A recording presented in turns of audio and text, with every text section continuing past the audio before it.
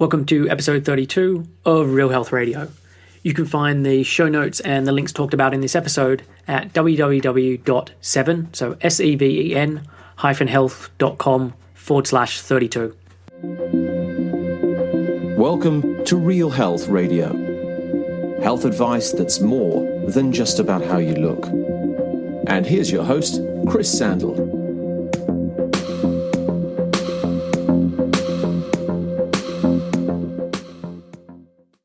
Hey guys, and welcome to another episode of Real Health Radio. I'm your host, Chris Sandel, and today is another show where I interview a guest, and this time around it's Mike Weeks.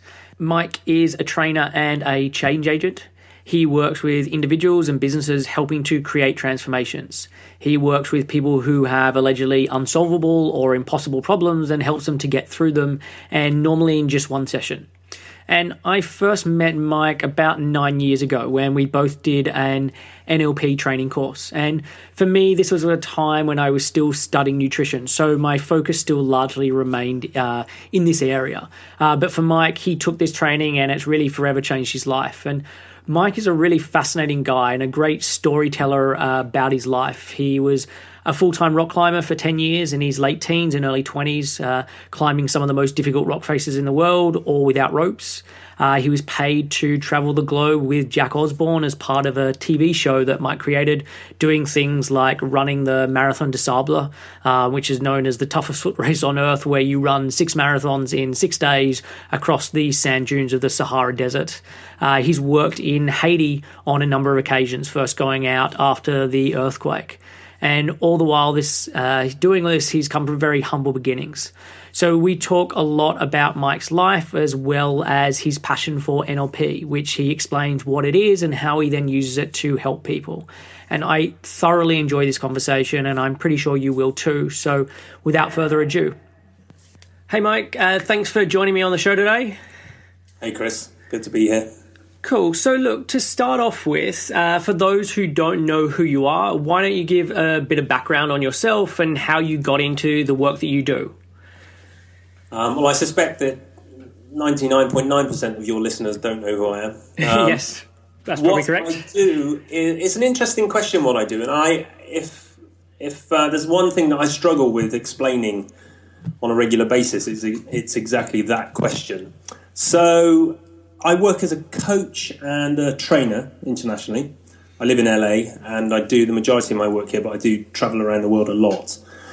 And I mostly teach people in the training and in my intervention work NLP, neuro-linguistic programming, especially the new code of NLP, which we can get onto a bit later, which is, of course, where I met you some, I think, 10 years ago now. Yeah, it was 2007, I think it was. 2007, yeah. When we were learning under the maestro himself, Dr. John Grinder. I basically left that training in 2007 and stopped doing pretty much everything else that I was doing at the time, which was working in nutrition and wellness with a number of athletes and also working with some celebrities. And I, like a duck to water, I guess is the expression, dived into the world of NLP and started immediately trying to find clients who had problems that they'd been told were unfixable, ranging from health problems all the way through to full-on what we'd call psychiatric issues. And over a period of the last 10 years, that's really what I've specialized in. So I, aside from my work where I go into either organizations and do slightly less dramatic training, which is helping organizations to be more effective, I do a lot of work all around the world, from the slums of Haiti to disaster relief in places like the Philippines or Japan, and here in LA with people who have allegedly unfixable emotional problems. So that might be depression, or it might be some neurological dysfunction, or it might be huge anxiety, phobias, suicidal tendencies. I've had a few people recently who I've met on the bridge, or rather the pier here in Venice, where I live, Venice Beach in Los Angeles. Walk them to the end of the pier just to see how congruent they are with their suicidal tendencies. So in a nutshell, I assist people to be better at what they do, but I also assist people to come out of some very dark places at times. And so just a bit about your background. I mean, how did you get into that kind of work, and what was your upbringing like that led into you being fascinated by that kind of stuff? So I got into that kind of work. I'd always had a tendency to, and by always I mean for as long as I can remember as a young adult, I always had a tendency to want to consume new information, mostly about health, although also physical training. So I'd consume huge amounts of books and then want to disseminate it, almost in a slightly... Well, I hesitate to use the word aggressive, but I think it's probably the most accurate term, because I was a vegan for a couple of years, somewhere between the age of 17 and 19, and anytime I saw anyone put a sausage anywhere near their mouth, or an egg, or a glass of milk, I dived on them and just completely sprayed them with about 100 facts regards the issues of eating those foods. So I was always really passionate, to the point of being annoying, I would imagine, in my younger years, of trying to help people. Now, whether it was trying to help or whether it was trying to stamp some degree of authority, I can't really say, because it's such a long, it's 20 odd years ago now.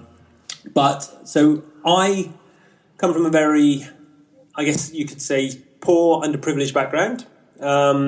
I grew up amongst at times, criminal class of folks, including my closest friends.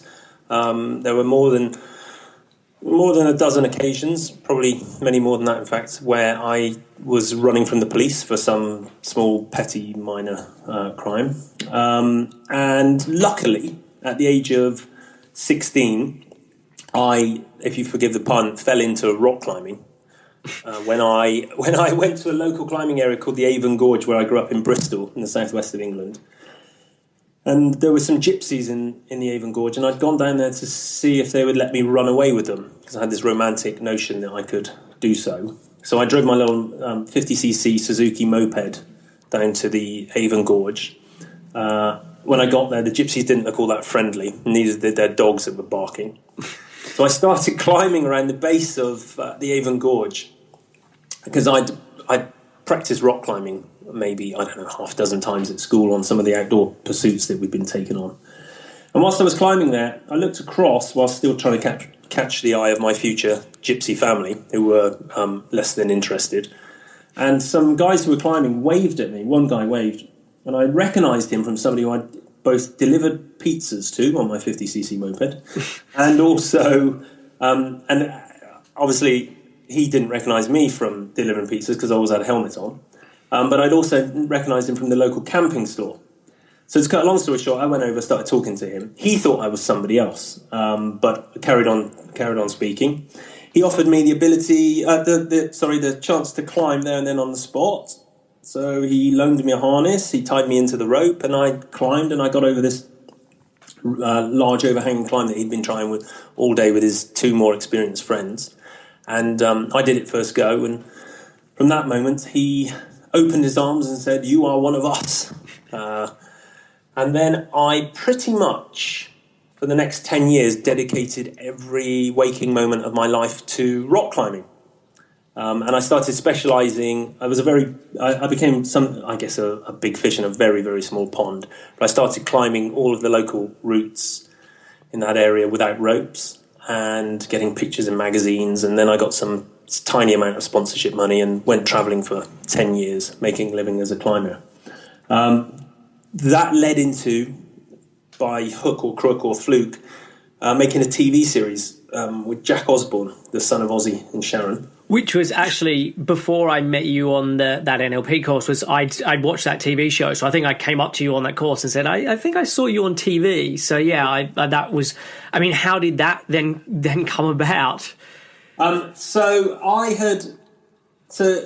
We're obviously putting a whole lifetime into, or at least large chunks of a lifetime into very short chunks, so that your listeners don't fall asleep. But I went off to live in Australia for 3 years. I went around the States, lived there for a year, travelled all over the world and climbed, and got into this whole world away from my little council house upbringing, where I'd been surrounded by a lot of violence, a lot of aggression, a lot of, as I say, sort of the kind of context that when there's not a lot of money and there's not a lot of education and there's a lot of boredom on young kids' hands, they get up to no good.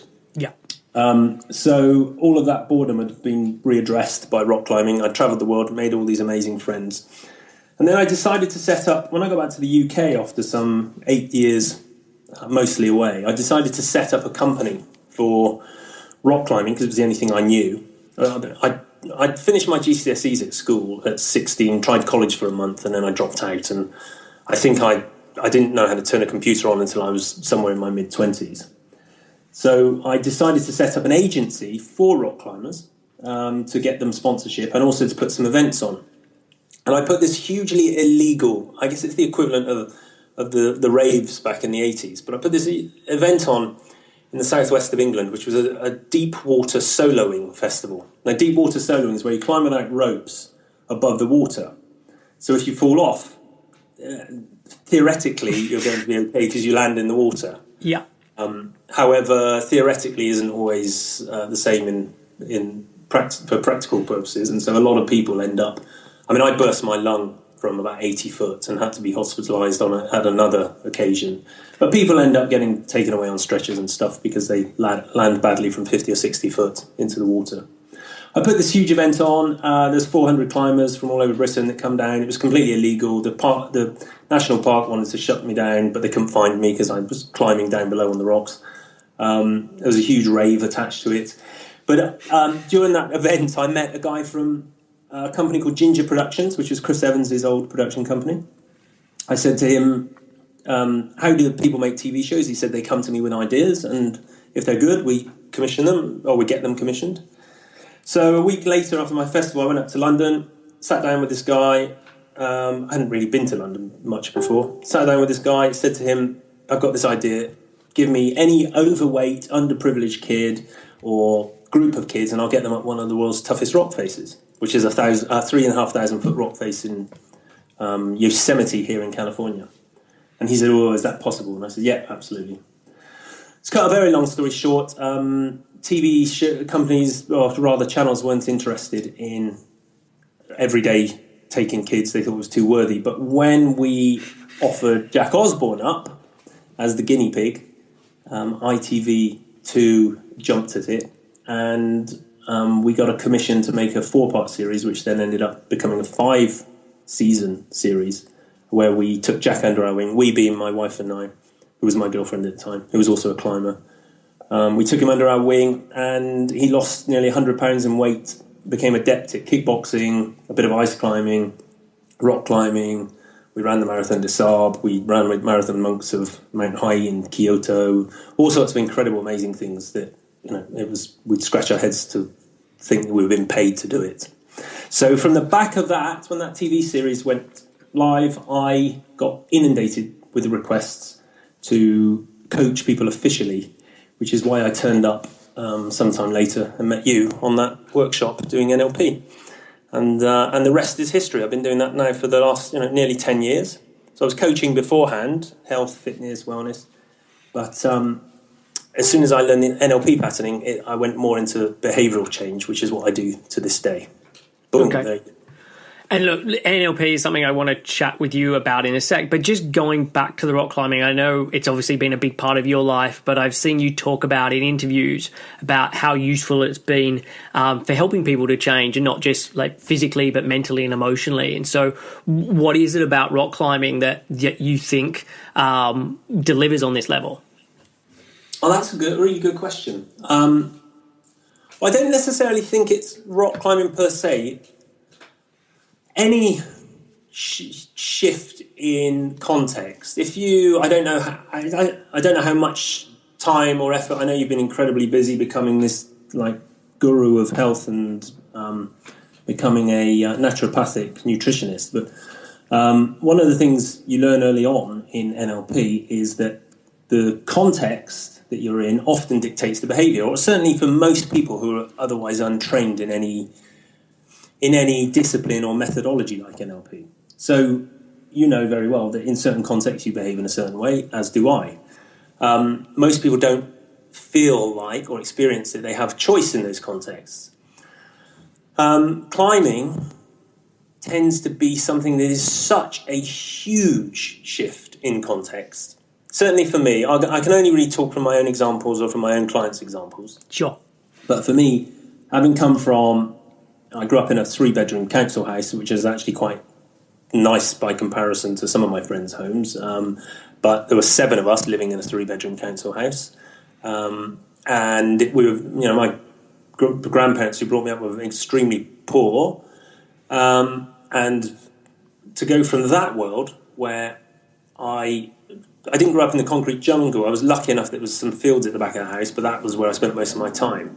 To all of a sudden go from that world to, within a short period of time, to be hanging from cliff tops in the south of France, in the Verdon Gorge, or hanging from huge granite slabs in Yosemite, or climbing in the Joshua Tree Desert. That shift just has a almost magical like effect, in that you start behaving in relation to what it is that you're seeing and hearing around you.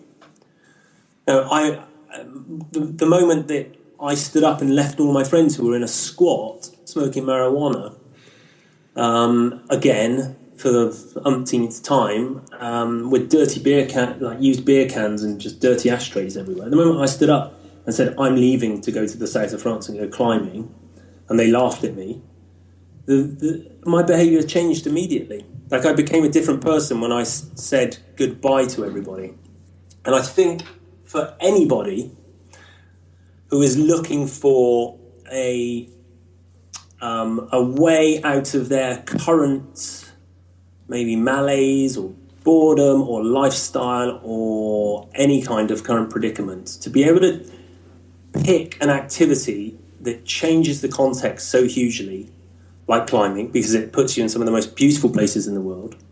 It puts you high on a cliff face where you have to be resourceful and that nobody's going to be helping you out, certainly if you're on the lead.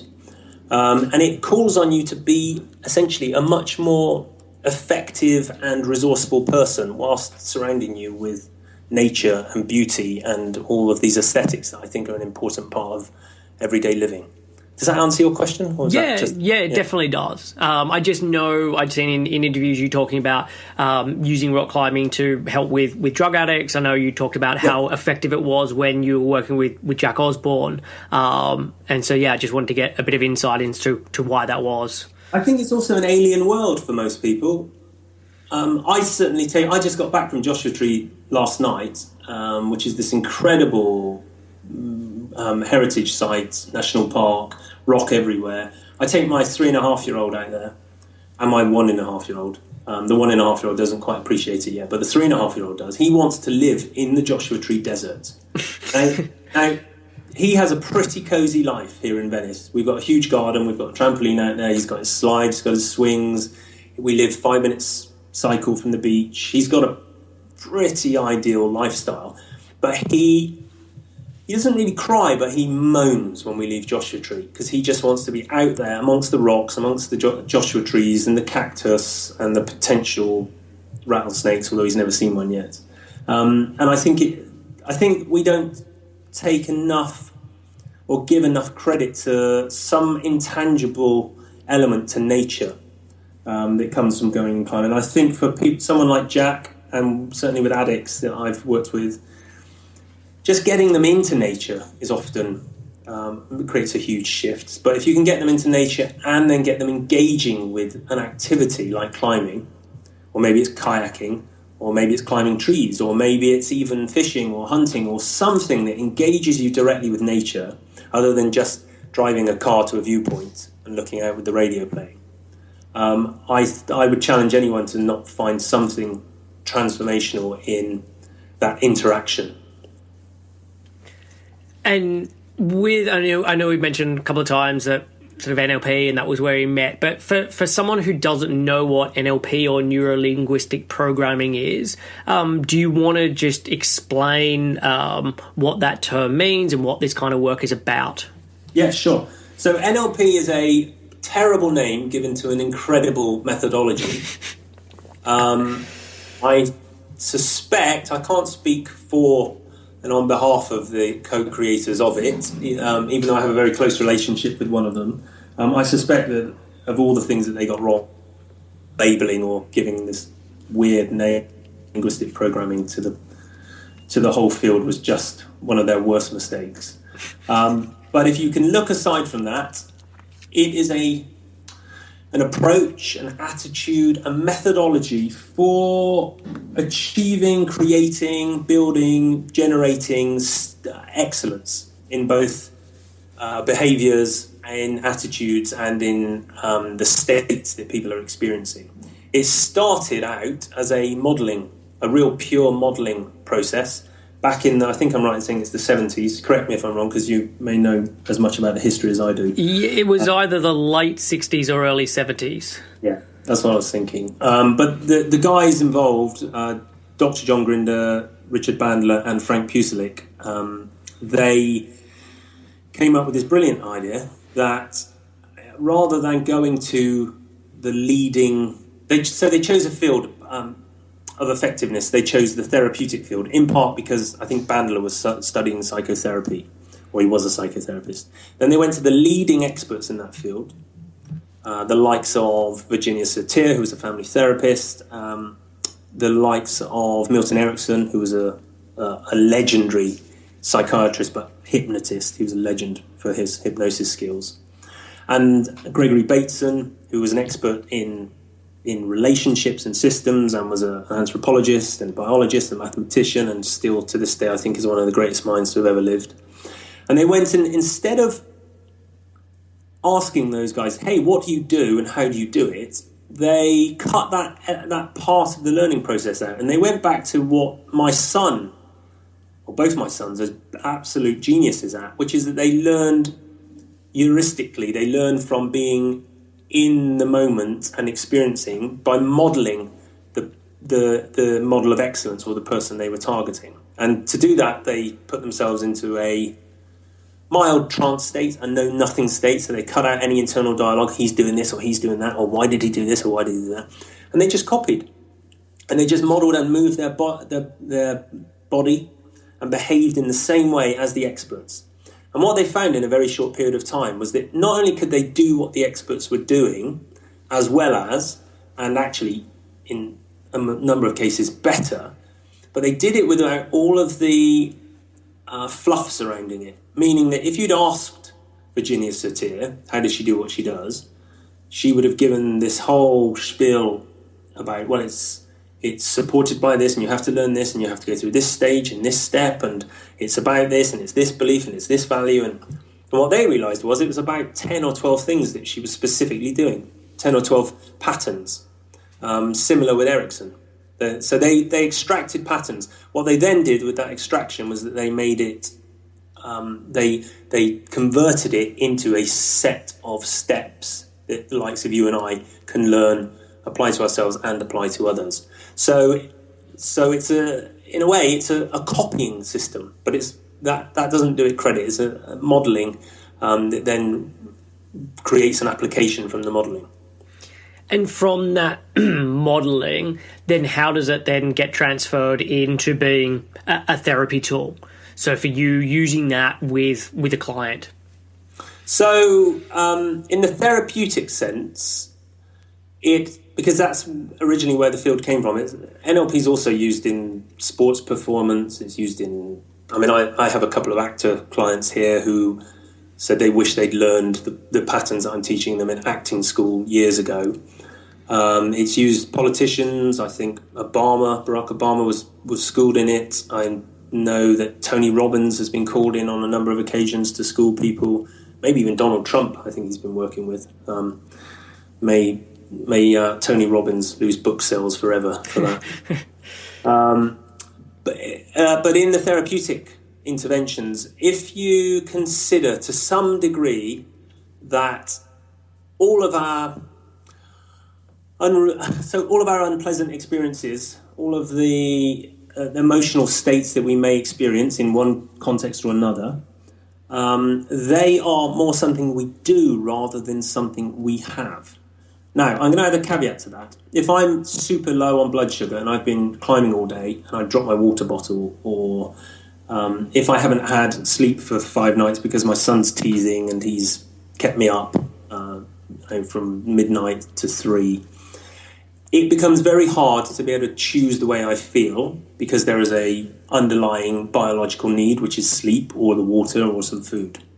However, the majority of the time, when we're just, I was about to say having a normal day. I don't know what a normal day is. But the majority of the time, when there's not something hugely intervening in our lives, a lot of people walk around not guarding against their own negative thoughts, not noticing their physiology, meaning their posture, not noticing how they historically and so therefore presently fall into states of anxiety or depression or just feeling like shit, which is a non-specific description, or getting angry, or all of those things. When you utilize a methodology like NLP, you realize that those are choices.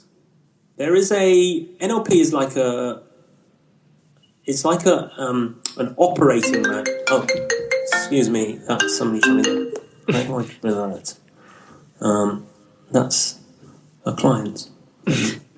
Sorry about that. That's okay. Sorry to your listeners. NLP is like a manual that allows you to operate your nervous system, your brain and your nervous system, your neurology. And once you have the operating manual, it then just comes down to the choice of whether you're disciplined enough or not to be able to utilize what you learn and apply it to all areas of your life, which is something I've become addicted to. I mean, I've gone out of my way over the last 10 years to find as many contexts that push me and stretch me and take me to an edge much sharper than I ever experienced in climbing, and then utilize the patterns that I've learned, the steps, the methods, to see if they really are, if I can verify that they work, and they do. So, in short, NLP is like an operating manual to enable people to feel better and perform better in pretty much everything that they do.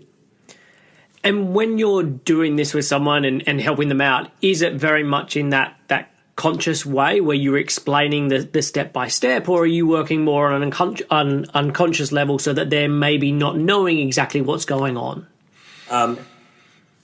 Both. So I have in the early days when I was really wowed by the miracles that I could perform using these skills outside of the conscious level. So bear in mind, let's add a little bit of context to the conversation for people who are not familiar with NLP. The element that probably plays out the most in the patterning is hypnosis. So Milton Erickson, who Grinder and Bandler modelled, was a genius psychiatrist and incredible at creating change where other therapeutic fields just couldn't. He would induce spontaneous healings. He would bring people back from the dead almost. People who had brain damage, he got them on their feet again and speaking and everything in between, from mild phobias to sexual issues to everything you can think of. And he did that through unconscious manipulation.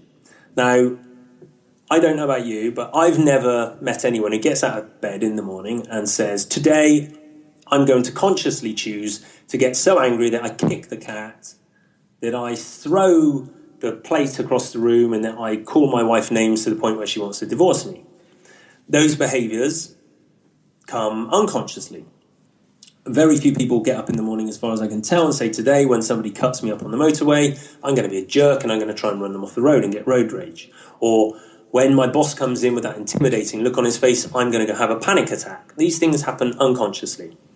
So Erickson was so effective because he only worked at the unconscious. He worked by putting people into trance and then communicating through mostly metaphor with the unconscious mind. That's a skill set that you learn relatively effectively in NLP, to be able to manipulate the other person and to get them to have these new experiences and to create change. However, NLP includes, and I think this is mostly Grinder's doing, Dr. John Grinder, it includes a lot of conscious mind processing as well. So it brings in both minds. And the reason for that is that really the ideal intervention or the ideal session where somebody fixes their lifelong problem in a 30-minute session, the ideal is that the person walks away realizing that the steps that they just were guided through by the practitioner were also steps that they can include for themselves and that they did it. So I have a real anti-guru sort of claim in that I state that take the guru outside and metaphorically shoot them in the head. Every client that comes to me, I want them to leave thinking, did I even need that guy? Now, they may have been sobbing on the phone about their problem day before, but by the end of it, I want them to leave thinking, okay, this stuff that he's doing, I can do that. He's just taught me all these steps, and it's cleaned up my nervous system. Cleaned up, by that I mean it's changed the way that I feel about that problem. It's changed my relationship to it. I can now enter the situation or the context and feel resourceful, I feel alive, I feel vibrant, I feel whatever it is. And I know how to do that myself. So this is one of the reasons I don't really do much hypnosis, even though I did for a good year or two. The client tends to come away thinking that I did it to them. Yeah. And I'm not into that. I'm into, you and I both share an enthusiasm, a delight, and an interest in one of the world's geniuses, Dr. Ray Peat. Yeah. Who is so anti-authoritarian, and I've had emails, as I'm sure you have, back and forth with Ray. He's so anti-authoritarian. His thing is that he will never really give an answer away about anything because he wants you to find the answer so that you feel like you're on a level playing field with him. Now, that guy's such a genius. I couldn't even consider being I can consider it, but it's too much work. But every time I have an interaction with him, I come away thinking like, oh yeah, it wasn't as complex as I thought it was, because he's provided me with some bait on the end of the hook, and I've taken it, and I've figured out what was at the end of the line. So for me, NLP is very much like that. It's part teaching the person and part doing it to them. And is it just NLP that you use when you're working with clients, or has there been other types of trainings or experiences that have impacted the way that you work with clients? Yeah, good question. So in when I came to the sort of latter end of my full-time climbing, where I'd had enough of climbing really dangerous climbs, and I knew I was never going to be a world-class champion, and therefore I was never really going to make much money from it. And I guess I got a little bit tired of living out of the back of vans and in dirty campsites and things like that, and risking my life all the time. And I wanted more, and I wanted some form of career. And so I started going on a lot of workshops and courses, both in kinesiology, some psychotherapy-based fields. I spent a lot of time back and forth to the Amazon, studying shamanic practices and drinking huge quantities of a vine brew called ayahuasca, which is used as a therapeutic intervention in the Amazon. I continued studying nutrition, metabolic typing. I studied under Paul Chek, Charles Poliquin, strength coaching, all of these things, just to broaden my sphere and to figure out what it was that I really wanted to do after climbing. And so I think it's impossible when you're working with somebody not to pull on everything in some shape or form. For me, these patterns in NLP, these specific steps that are available to create change, they're an attention focuser. They enable you to start the process, a conscious, unconscious process, and get it underway with a client. And then where you take it from there, I think it becomes almost an art form. So it is one thing, and I have this challenge at the moment. So I've just, as you well know, I've written a book and I've got an app coming out this week on teaching certain patterns in NLP that I think are really effective. And it is a very methodical set of steps. This is what you do at step 1, step 2, step 3, step 4, etc. But what happens in a book and on an app is that there isn't the eyeball of somebody like myself or yourself, ensuring that the client is moving in the right way and that they are not only just getting it, but they're also being supported by all of your other knowledge and all of your other skills and all of the artistic input that comes with any client-coach relationship. I regard all coaching, and I mean, you're a coach. I know you're more than that, but you're a coach, and it's an artistic endeavor. It requires finesse and it requires calibration, meaning the ability to hear and see and respond to what the client needs based on your own views and your own experiences of what people have been through in the past and what you've been through. So, I think that it's an art form as much as anything else. And that requires a strong... Well, it requires an artist at the other end, doesn't it? And so, I mean, you just mentioned the book. So you've got a book called Untrain Your Brain that's coming out. So what is the premise of the book, and what are you hoping that people will get out of the book?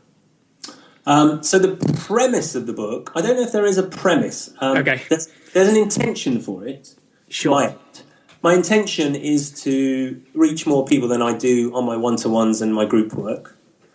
I have got to a stage in my life where the most sacred, important thing for me in my life is my boys, my family, my wife, of course, as well. And so for me to sacrifice an hour of my time with my boys costs a lot of money, meaning there's a way of saying my fees are quite considerable nowadays. It also costs a lot of money to live in Venice, Los Angeles, as you can imagine. So, but at the same time, I come from a world where lots of people could do with learning what I've learned, but they'll never have the money to be able to spend thousands of pounds on a course or thousands of pounds on a coach. Therefore, I wanted to create something that could get a version of the message out, get some of the patterning out, and reach as many people as possible. I've done it not in a formulaic, I shouldn't say formulaic, but I've done it in a way that isn't just a manual. I've filled the book with my stories because I suspect that there are very few people as obsessed as I am as testing the patterns in strange and sometimes dangerous and often very varied contexts, be that the slums of Haiti or addiction centres in the Ukraine or disaster emergency response, or in climbing with athletes, with suicidal patients, etc., etc. So the book is full of those stories as well, my own stories, because I think that if you're going to write a book, you ought to be able to verify, and the experiences ought to be your own experiences rather than talking about other people's. So the intention is to get out to as many people as possible the really valuable, important elements of what I've learned and utilised. That's one intention. And I guess the other one is to open up more conversations, just like this one, and provide some value to the world from this field that I've been working in for the last 10 years. And the book, I mean, as you said there, it shares lots of different stories about your experience of working with clients, and some of them are quite out there, especially if people have this idea that therapy is a client lying on a couch and just talking about their feelings and that kind of thing. And parts of the book definitely reminded me of Andrew T. Austin's The Rainbow Machine. Yeah. Do you want to share a couple of your favorite client experiences that are in that book? I mean, you can share some of the more outrageous ones, or you can share some of the more just straight up normal ones. Yeah, this book actually is a very mellow version of many of my clients' interventions. And the original book that I wrote, so I've written 2 books actually. The editors, when they read the first one, not the editors, sorry, the publishers, they were a little bit concerned that people wouldn't actually believe what I was writing about. Okay. So I wrote considerably about working with voodoo curses, which there is one story about that in the book. Working with voodoo curses down in Haiti.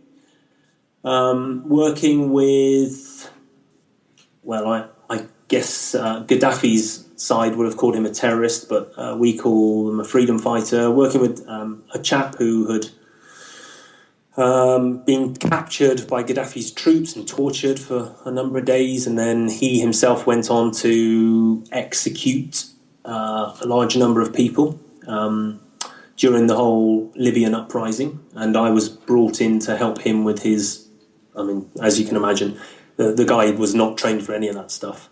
Yeah. As is often the case in revolutions. So brought in for a considerable period of time, actually, with 6 Special Forces SAS security guys guarding him. They're ex-Special Forces, but I think those guys are never really ex. They all report back at all times. That was interesting. That's not in the book. I've taken clients down to Haiti a number of times to get them working in the IDP camps, internally displaced people camps, and working in slums and digging cholera pits and the likes.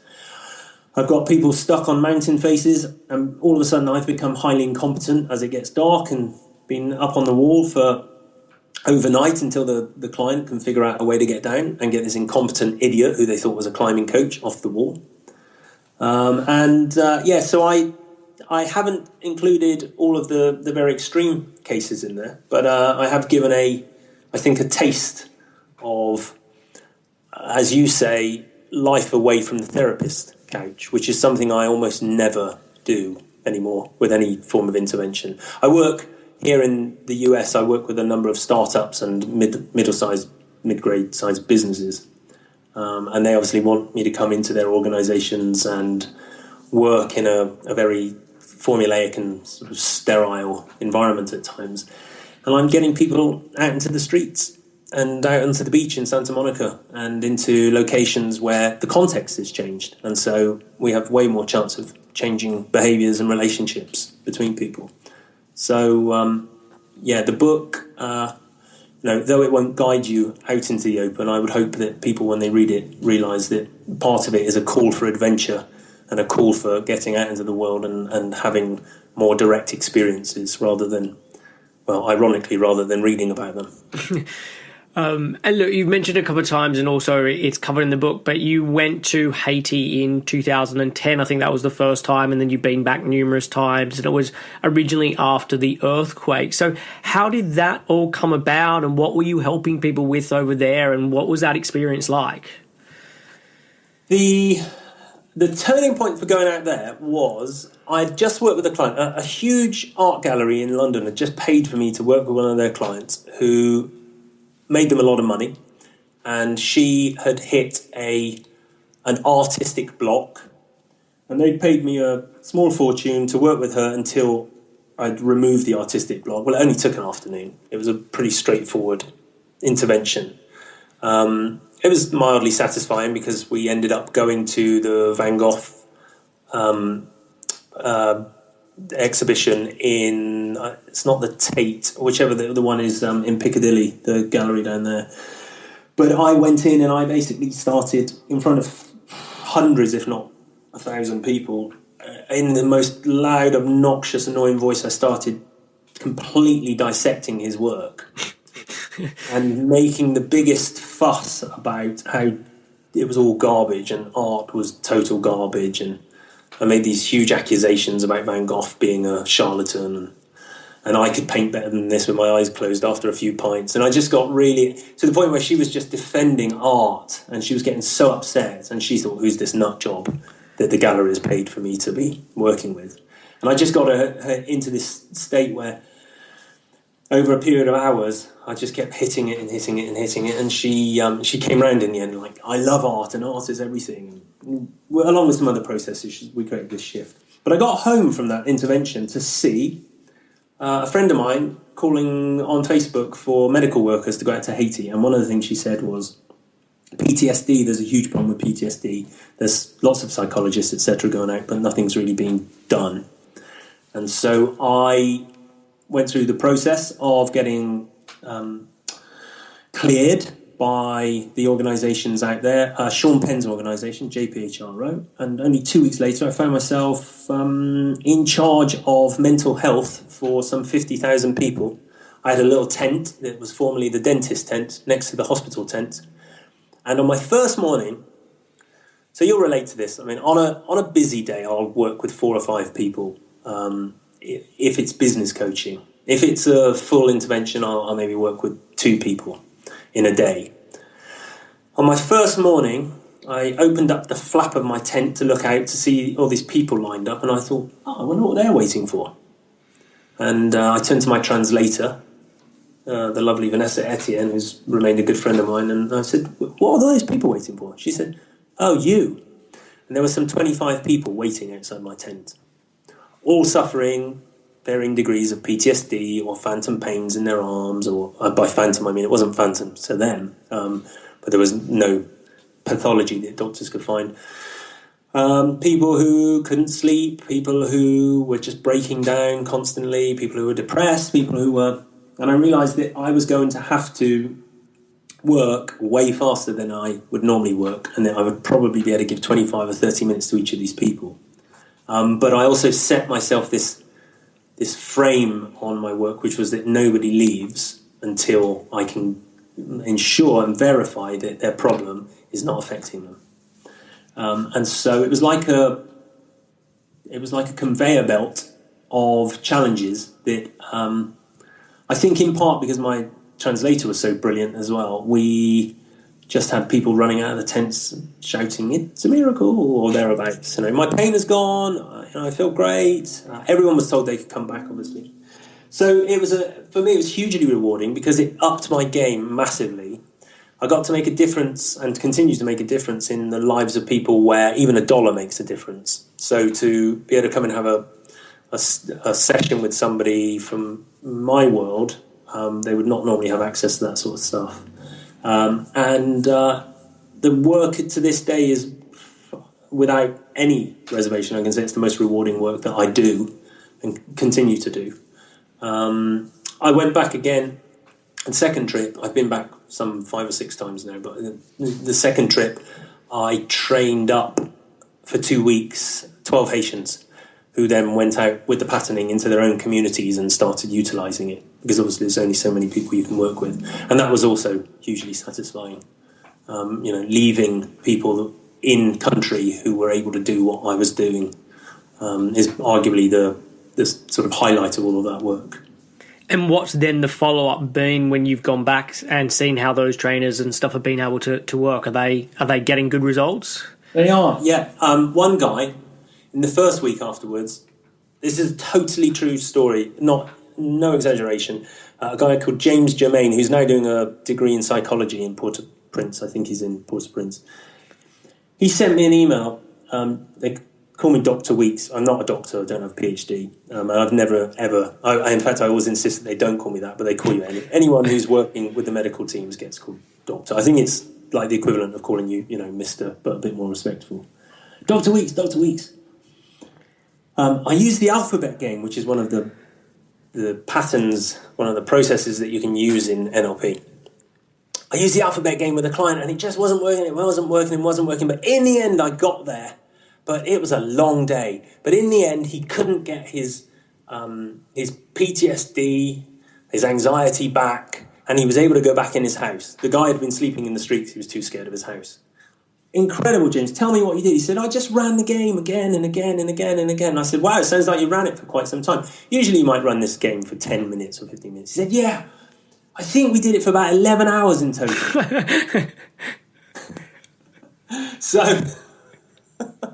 this poor guy so James has put as per my suggestion, he's put the alphabet game on the door of the house that the guy won't go back in.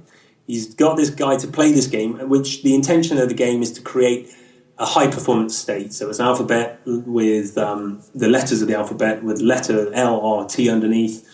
As you go through the alphabet, you lift your hand, left hand for left, right hand for R, T for together, as you well know, because you've played it many times. Yeah.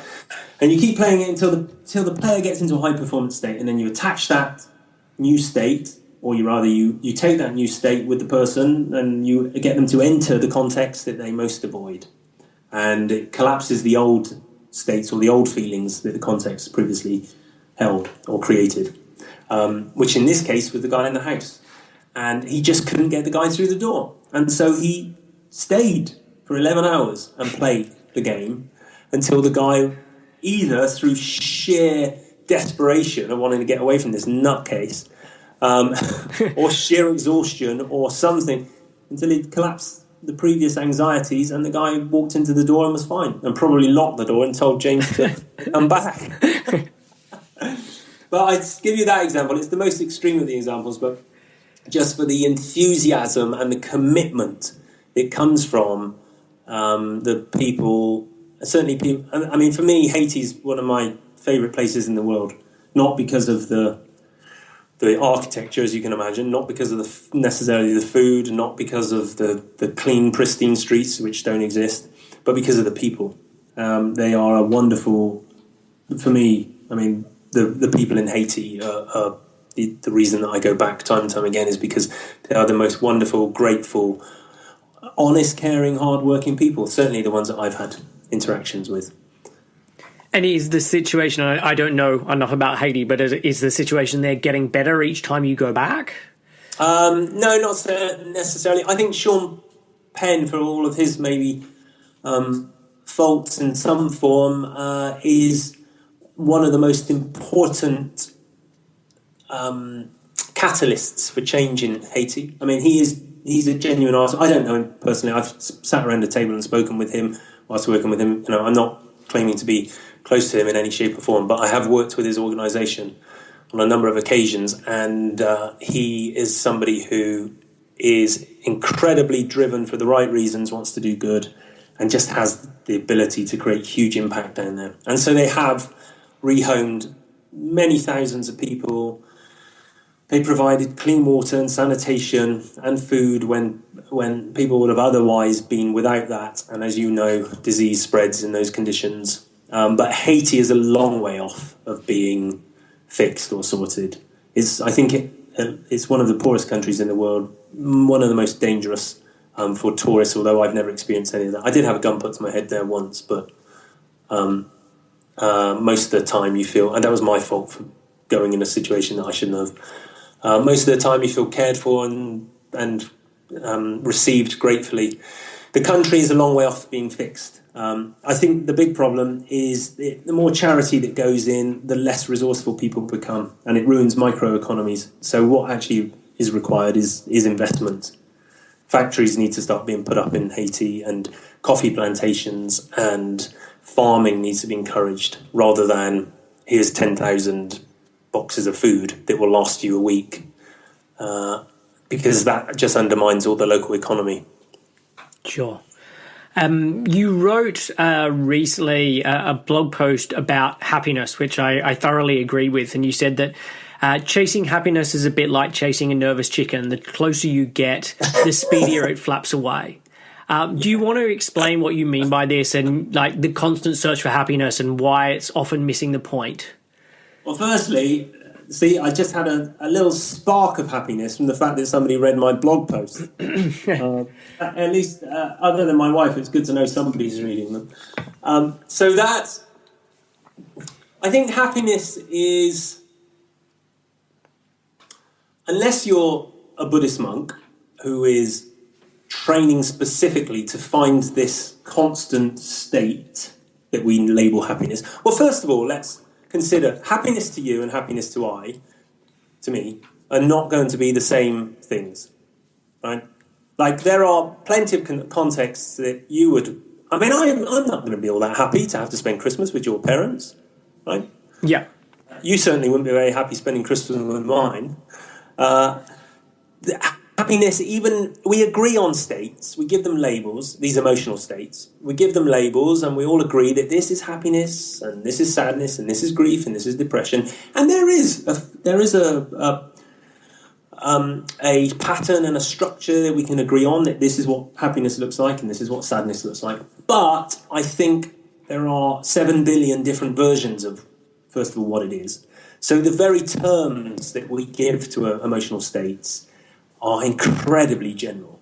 But there seems to be in our culture this sudden desire, maybe because of the amount of misery and unhappiness, this sudden desire to find happiness in everything we do. And so you have all these folks who, well, if I only achieve this, I'll be happy, or if I only make this amount of money, I'll be happy, or if I only have 2 kids to fix my marriage, I'll be happy. Yeah, good luck with that one.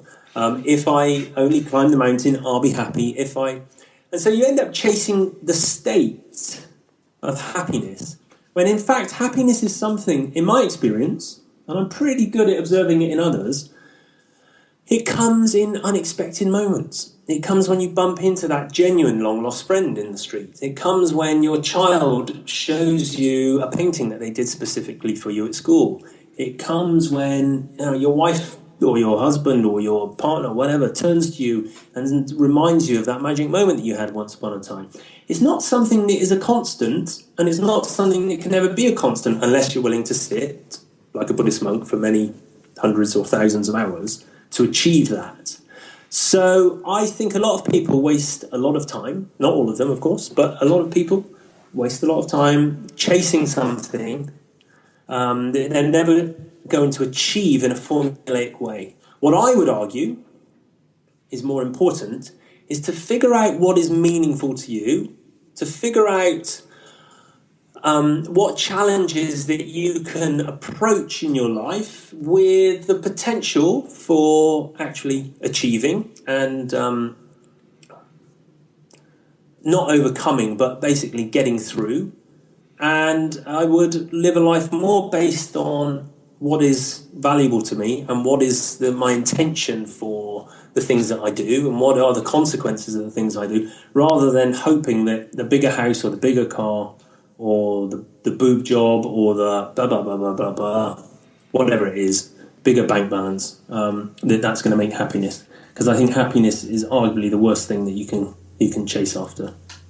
Yeah, and I think that was the bit that I agree with you within the article, is that people should be finding purpose or meaning or other ways to enjoy their life without this constant search for happiness. By the way, I mean,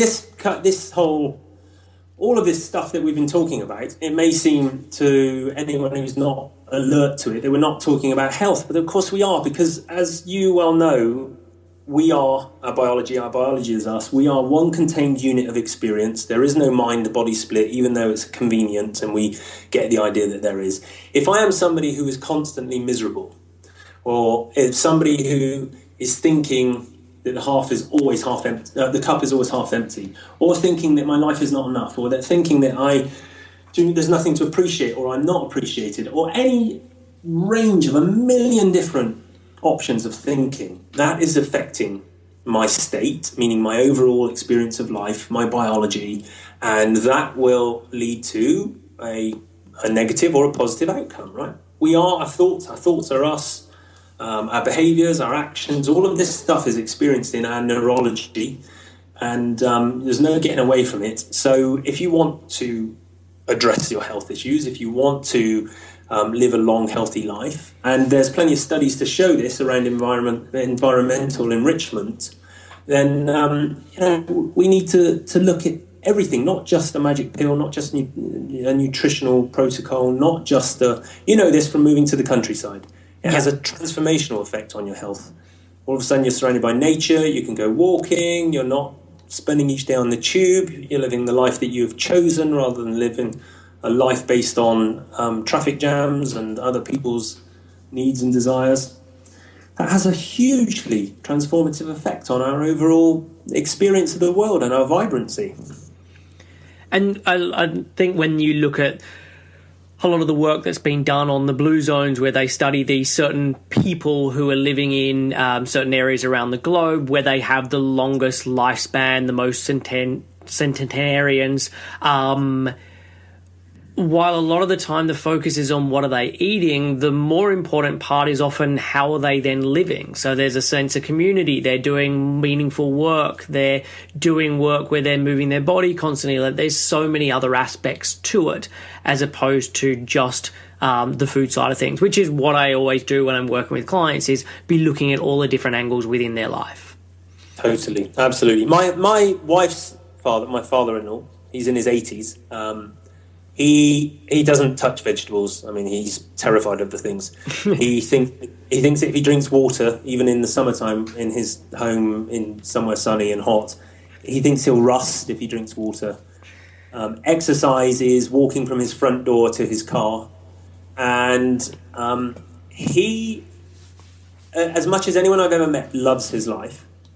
He enjoys his long hot baths, and he enjoys reading his books, and he enjoys watching the news, and he enjoys watching his movies, and he enjoys putting on dinners for his friends, and he enjoys taking them out in his little speedboat, and he enjoys in his 80s. And he is the healthiest, most upright, most mentally alert human being. I mean, you could compare him to any 30-year-old for just general robustness, and he'd do well, because he doesn't do stress. And he doesn't live a life in any shape or form where it's not right for him. So it's not about the vegetables because he doesn't eat any. It's not about the exercise because he doesn't do any. He's not overweight. He's in perfect, body weight and condition. He just has a lifestyle and he's not a hedonist, but he has a lifestyle that he thoroughly enjoys and finds his own meaning from. Yeah, which is, again, what I'm so encouraging of clients to start doing, to be finding those things that they enjoy, and excuse me, to be finding ways to then mediate stress in the way that, gosh, got something in my throat, in a way that genuinely works for them. So not doing yoga because everyone says you have to do yoga, or not doing meditation because everyone says you have to do meditation, but doing the things that genuinely work for you, and realizing that stress is never going to go away, that we're all going to have demands placed on us, but how can we find the ways to best manage that and to be dealing with that in the most positive way? I would also add to that, there are certain stresses that, like right now, I'm sat at home in the spare room because my office doesn't have as strong a signal for the Wi-Fi box. And so I'm sort of literally sat on the Wi-Fi box. And I know that that's pumping out some frequency that is not necessarily good for my body, for my own electromagnetic field. There are certain stresses like living in LA, which is the most polluted city in America. I cycle everywhere and I'm breathing in all of the fumes constantly. We eat, I would say, 99% organic, but there are times when I eat in restaurants, I'm not eating organic foods, and they're not necessarily fried in the oils that I want them to be fried in, and so on and so forth. And there are these stresses that we can't necessarily do much about at times, although I could, of course, move away from the Wi-Fi box. I could, as we are doing, move up into the canyons where the air is cleaner. I could eat out less or eat in restaurants that only use the foods that I want. So there are always options and choices. However, the big one, which I think is the day-to-day events in life that people tend to get stressed about, I think the important thing is to not have to manage it, but to actually be able to reframe it. And this is one of the essential skills that we learn early on in this field of NLP, is because no event has any inherent meaning in it. It's only the meaning that we make from it. Well, if we're making a certain type of meaning that causes a stressful response in our body, like, I've got 20 emails, that means I'm going to be working on stuff I don't want to be working all day, and it's going to be this, and I'm going to have to sacrifice that. That's going to create a really unpleasant, unuseful, and unhealthy response in our neurology. So I think it's important that people become more adept at reframing, meaning an event happens outside, and my window as I look out right now, I've just realised this morning that I forgot to put the bins out last night. Which, of course, means that now the bins are going to be overflowing for the next week until the garbage guys come around. This is what happens when you go away climbing for the weekend. You fall out of your usual patterns. So looking at my neighbours' bins that have been emptied and mine that aren't even out there, I could choose to get stressed about certain conditions. It's a small thing. Or I could reframe it and think, it's actually saved me a few dollars this month or this week in garbage collection. And it will also mean maybe my wife is a bit more careful with the recycling. And so we have this ability and this option at all times to reframe an event. And I think that's arguably one of the most important things that we can do for changing our response to the world as a stressful one. Yeah, which means for a lot of time you don't have to change the actual conditions within your life, just the way that you then perceive them. Yeah, I think it was, is it Huxley, Aldous Huxley? I think I put this on the very first page of my book, chapter 1. He says, there is only one corner of the universe you can be certain of improving, and that's your own self. And I agree entirely. I mean, we can work diligently to improve our world and our environment, but it has to come first from a base of having improved ourselves and learning how to get the maximum out of our own neurology, of who we are, both through more of the things that you do, eating, but especially lifestyle changes, as we're talking about. So we're just about out of time, but before you go, where can people find out more information about you, Mike? So I have a website that is my personal coaching site. There's a few blogs up there. There's lots more coming in the next weeks and months. That's at imikeweeks.com. If you go to mikeweeks.com, you'll get a real estate agent, I think. So it's imikeweeks.com. It's like I'm Mike Weeks, but only one M. And then my book is Untrain Your Brain, and you can get that on Amazon. And that is all about the stuff that we've touched on and much more. And in that book, there are a bunch of QR codes. If you scan your smartphone over it, if it's an Apple phone, you'll get access to 16 videos which contain the patterns, the processes, the stages and steps to enable you to have a completely better performance in anything that you do. So it's Untrain Your Brain is the name of the book, and you can go to untrainyourbrain.com and get the videos for free on there as well. Okay, and look, I highly recommend people getting the new book, and I'll put a link to it in the show notes. So, Mike, thanks so much for coming on the show. It was a pleasure chatting with you. Yeah, my pleasure. Cool. Thanks, Chris. Thanks for listening to Real Health Radio. If you are interested in more details, you can find them at the 7 Health website. That's www.7health.com.